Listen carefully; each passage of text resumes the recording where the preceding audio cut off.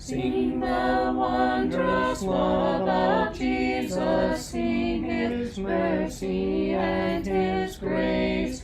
In the mansions bright and blessed, he'll prepare for us a place. When we all get to heaven, what a day of rejoicing that will be. When we all see Jesus, we'll sing and shout the victory. While we walk the pilgrim pathway, clouds will overspread the sky.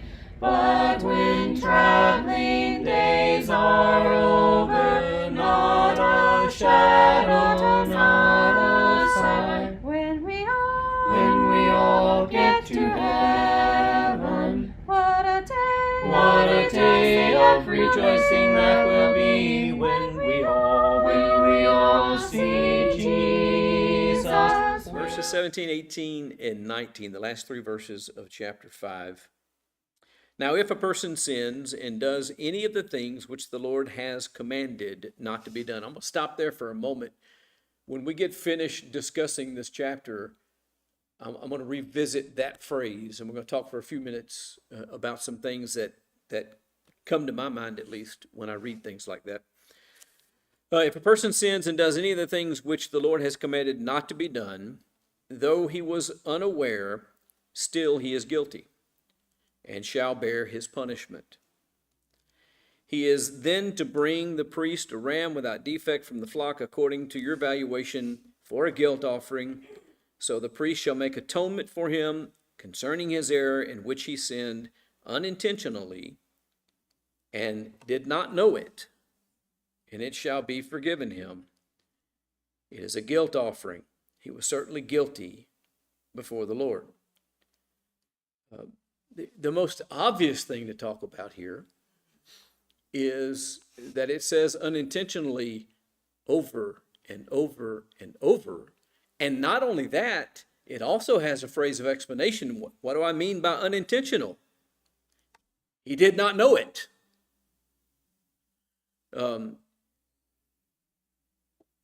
Says that can't be missed, that's what we're talking about here. An individual that does not intentionally sin and isn't aware at the time that he does it that it's a sin, but it ends with this statement. It is a guilt offering. Why? Because he is guilty before the Lord. Just because I didn't mean to doesn't mean I'm not guilty. I realize on elementary playgrounds, children think that is a pass. I didn't mean to. That is not how it works.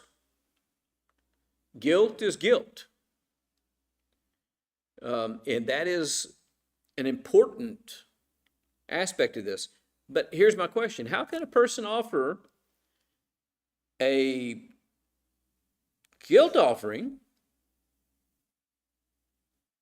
if he's unaware of his guilt?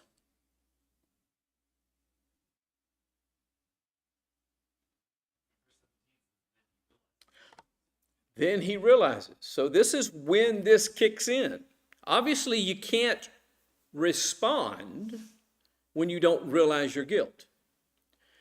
Any famous illustrations of that kind of thing that you can think of? Biblical text illustrations are real life illustrations. Real life, that's the wrong way to express that. As if the Bible isn't real life. Are our time illustration. What was?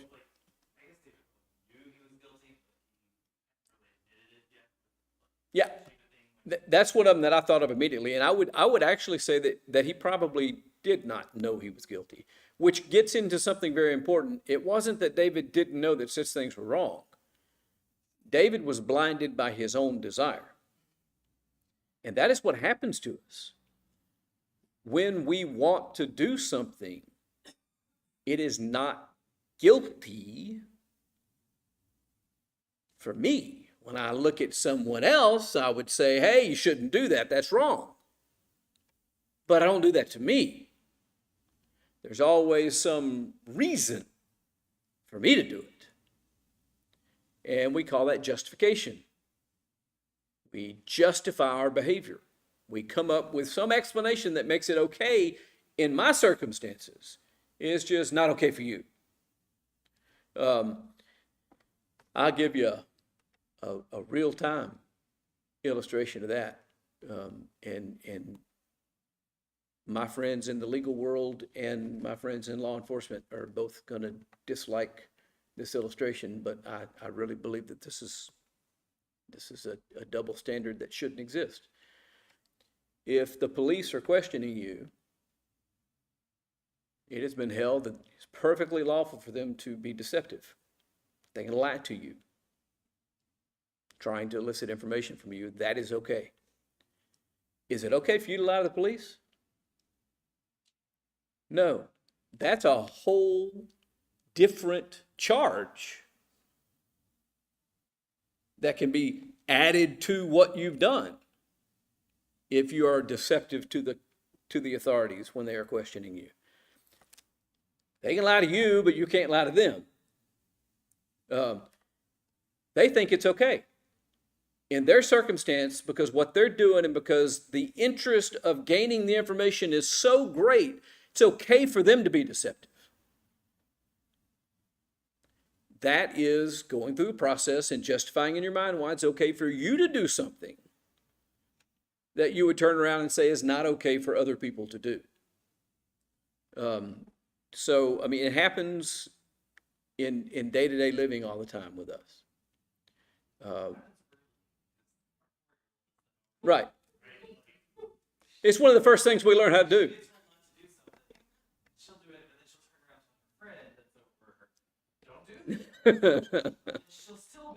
Right.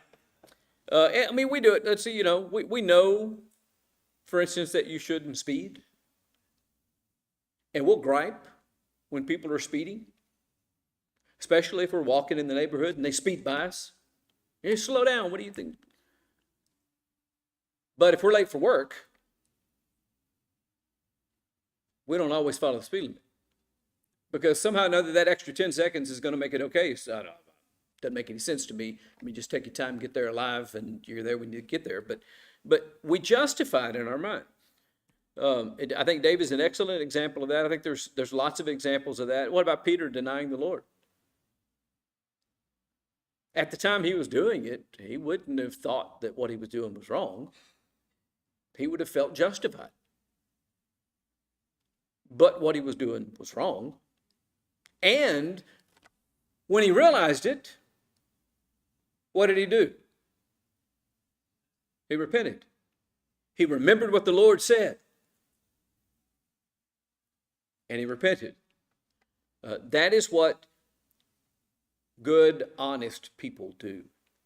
Good, honest people get themselves into those situations. But good, honest people respond to them the way that this is saying. When you become aware of it, then you make it right. And that is an important lesson to take from this. So let's talk about the function of this in the Bible story, and then we'll go back and hit that phrase from the beginning of 17 that I want to talk about for a moment. Leviticus 5 extends the sin offering system, if you will, from chapter 4 to start covering everyday life situations, personal failures, touching the unclean, broken oaths, inadvertent sins against God. It highlights that all people, priests, leaders, everybody, are accountable, that God provides a way of forgiveness and restoration for them. The priests were not excluded from the instructions in this chapter. They had obligations given to them for these kinds of guilt offerings. It emphasizes the seriousness of sin.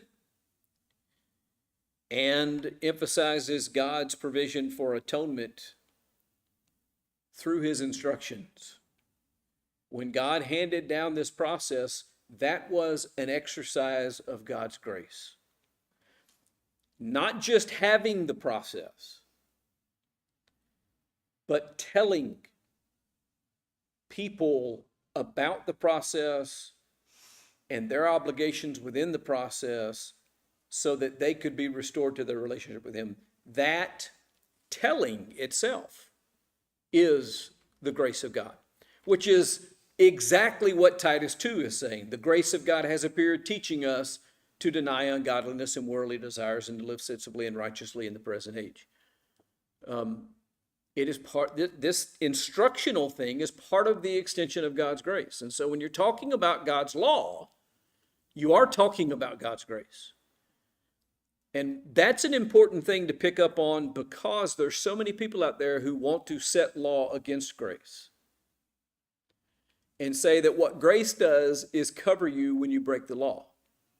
No. Grace instructs you what you need to do in order to be restored to your relationship with God when you break the law. And that's a very different thing.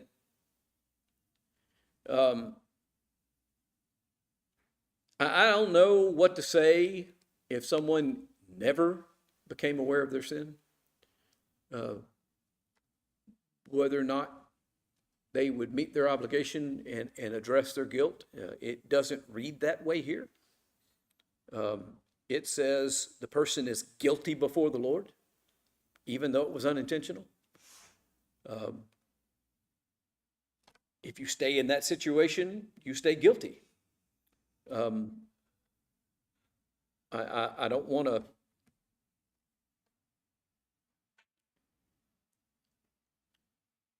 limit God any more than he limits himself on these things. But the fact of the matter is, if you have a mindset and a heart like David's,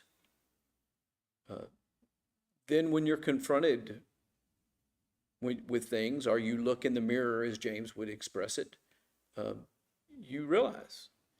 And really, that's what it boils down to. The only way that you unintentionally sin, if you are trying to serve God, is that you're not properly examining yourself. And so if you examine yourself as the letter to Corinth told them to do, what is that, 2 Corinthians 13 or somewhere around in there? Examine yourselves, see if you're in the faith. That's an ongoing thing that we ought to be doing. If we're doing that, we will come to go, oh, I probably shouldn't have done that. And it's always funny how we do that. We put words like probably in there. And the fact of the matter is I shouldn't have done that. But again, we're still trying to buffer ourselves, because it was unintentional and all, so I just probably shouldn't have done it. No, I shouldn't have done it. If we're doing that properly, then we're going to be aware of our shortcomings, and we're going to be able to address them. Now, the honesty comes in, and the integrity comes in with whether or not we do address them once we're confronted with them. There's some clear messianic foreshadowing in this chapter. The repeated emphasis on blood for atonement is fulfilled in Christ. He's the ultimate atonement, the ultimate sacrifice for sin. People that even unintentionally sinned, they still require cleansing. And this anticipates the complete work of Christ. He died once for all. Even the people who aren't aware that they need Christ as a Savior, he died for them. He made provision for them. But what if they die without ever repenting? What if they die without ever coming to him? I would argue that this is teaching that they're guilty before the Lord. So you do have to respond and be honest with yourself. Now, verse 17, if a person sins and does any of the things which the law has commanded not to be done. We need to talk about this because I hear this all the time. Well, it doesn't say not to. Is that the only kind of law that there is? And as we study through this book, we can categorize laws. And by the way, it's not all cut and dry. It's like many things out there. Some laws can go into more than one category. But you have prohibitive laws that forbid certain actions. And that's what he's talking about there. A person that sins doing something that God prohibited. But you also have prescriptive laws that require certain things to be done. You must offer a sacrifice. That's a prescriptive law. You've broken a prohibitive law, and the response to that is to obey the prescriptive law that is connected to that law breaking. There are other kind of prescriptive laws. Exodus 20 and 12, honor your father and mother. That's a prescriptive law. This is what you have to do. As a general rule, does the Bible spend more time with prescriptive laws or prohibited laws?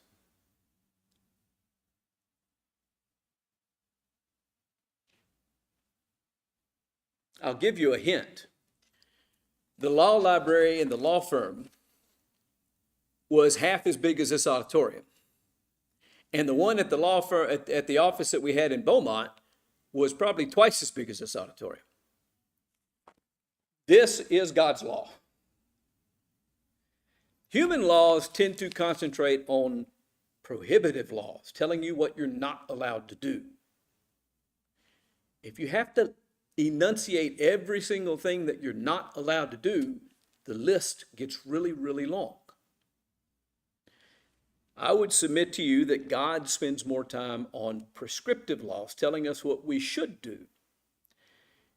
And therefore, when he has a prohibitive law, we ought to understand that as meaning that this is something particularly wrong. And there's a really good reason we should avoid it.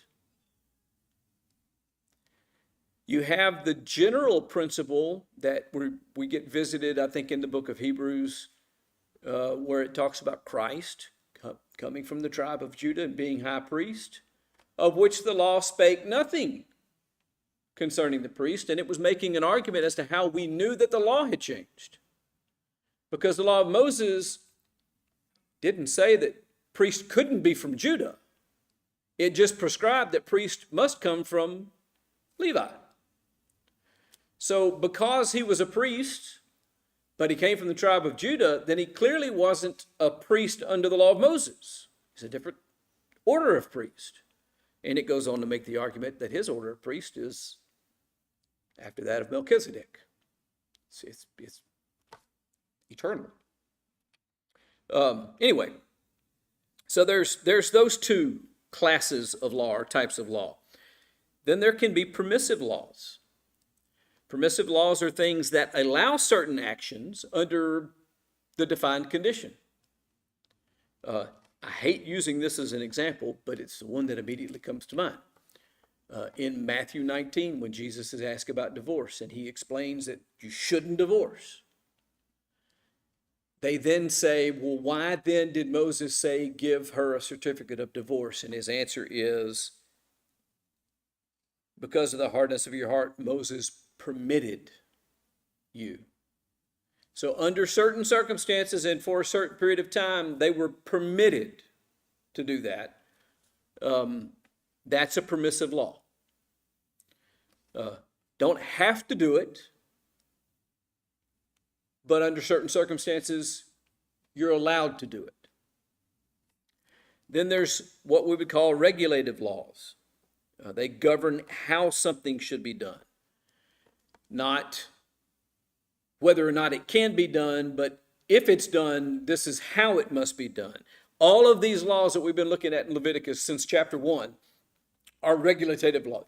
This is how sacrifices are to be offered. This is what, it presupposes that the sacrifice is going to be offered and then describes how, when, where, who does what, and all that kind of stuff. Then there's a class that would be classified as punitive laws. In our society, we call that the penal code. Punitive laws prescribe the consequences or the penalties for disobedience. And so if you break the law on stealing your neighbor's property, the result of that is this is what is going to happen to you. Exodus 21:12, whoever strikes a man so that he dies shall be put to death. That's a punitive law. It's explaining the punishment. It again is built on the foundation that the killing is wrong.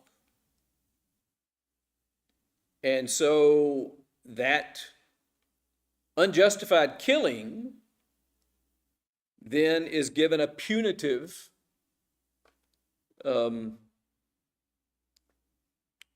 outcome for the one who does it.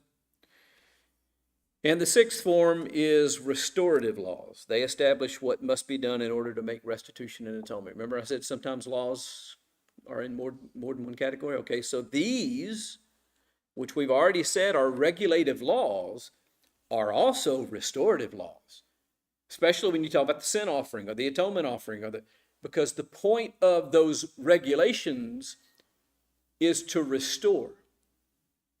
Even the punitive laws about making restitution and paying an additional 20% is about restoring.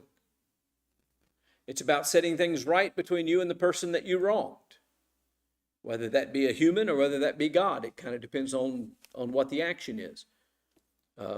We studied in Exodus, for instance, if you killed your neighbor's ox through your action,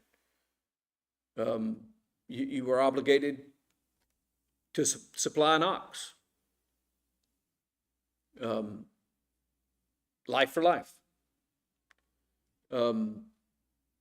That is punitive in its nature, but it's also restorative, trying to set things back like they were as closely as possible before the wrong was done.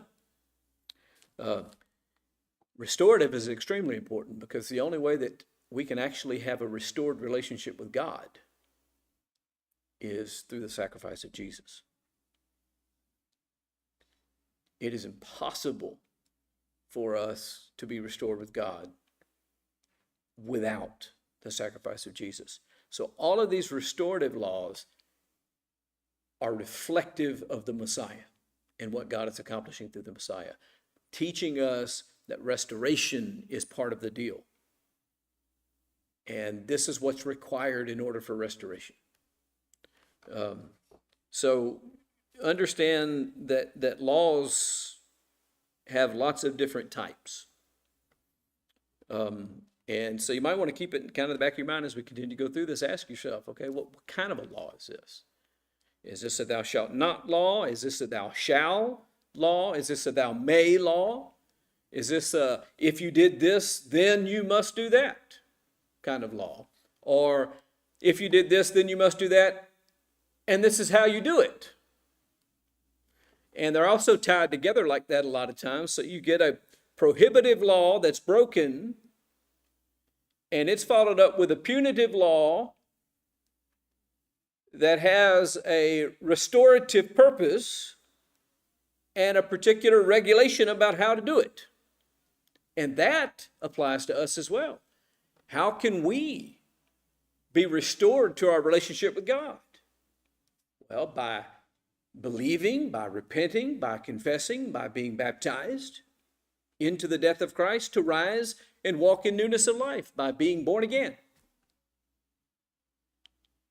We have been atoned for, our sins have been paid for, and our relationship to God has been restored by following the law. Is that legalism?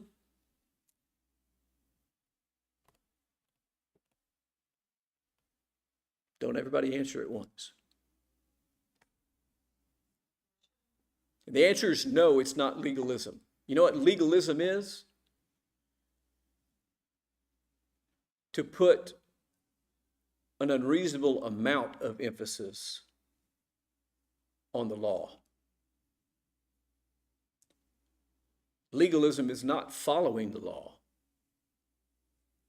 And legalism almost always is manifested by something that we've already talked about in this class, and it is this: me being very good about applying the law to you and to you and to you, and very, very bad about applying it to me.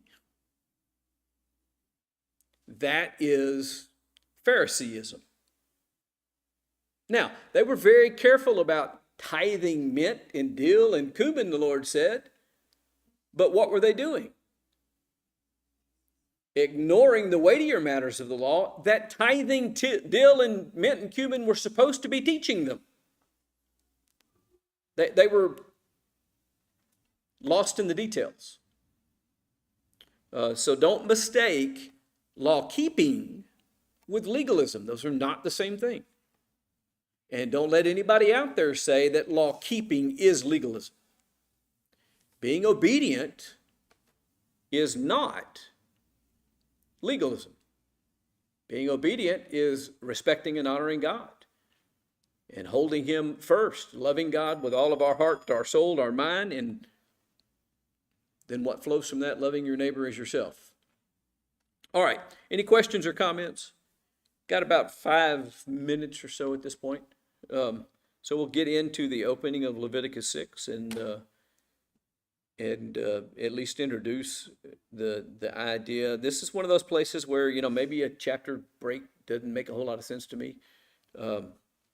Chapter 5 isn't real long. Chapter 6 isn't terribly long. Not sure why there are 2 chapters there. But then the Lord spoke to Moses, saying, when a person sins and acts unfaithfully against the Lord and deceives his companion in regard to a deposit or security entrusted to him, or through robbery, or if he's extorted from his companion or is found. I'm going to stop. We'll go through this whole list next time and talk about them one by one. In the time that I have here left, I want to talk about a principle, a broader principle that's at play here. When you talk about dishonesty or deceit towards your brother, when you talk about fraud or robbery, when you talk about oppression or extortion, when you talk about a failure to return property. So this is a piece of property somebody loses, and instead of bringing it back to them, I keep it for myself. When you talk about those kinds of things, who are those transgressions against? Okay, they're against your neighbor. That's the way we think of them. This is Wesley loses something. I say, clearly Wesley don't think this is all that important. He doesn't need it. He wouldn't have just left it laying here. I can use it. I'm going to take it home and keep it. I'll take better care of it. He doesn't deserve it.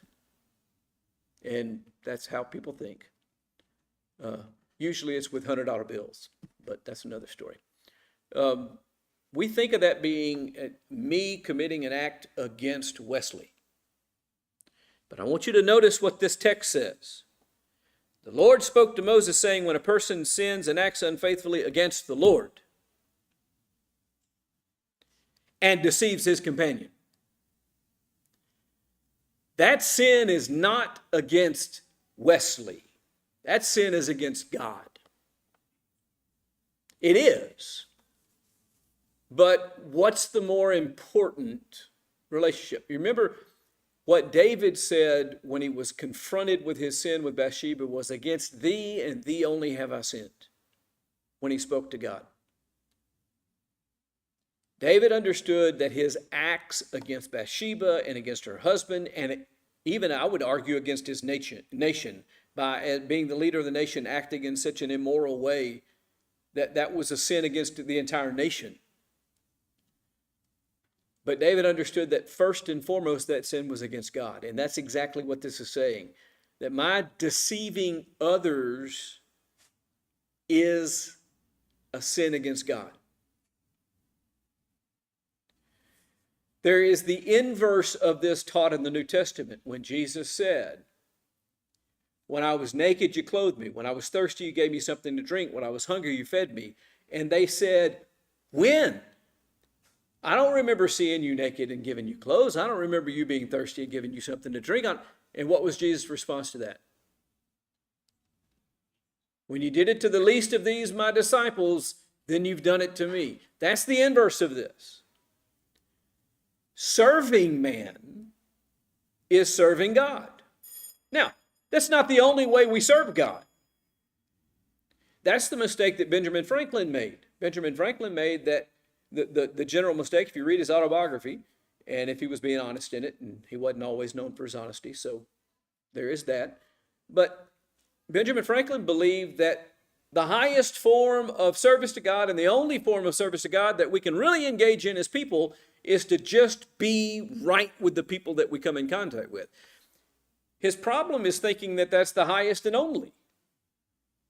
There's lots of other things that we need to do to honor God, but when we treat our fellow men who are created in God's image with the love and the respect that they deserve, and we do unto others as we would have them do unto us, we are serving God, not just serving men. And the inverse of that is true. When I mistreat you, when I disrespect you, when I lack love for you, that is not just against you. That also is against God. And how far does that go down?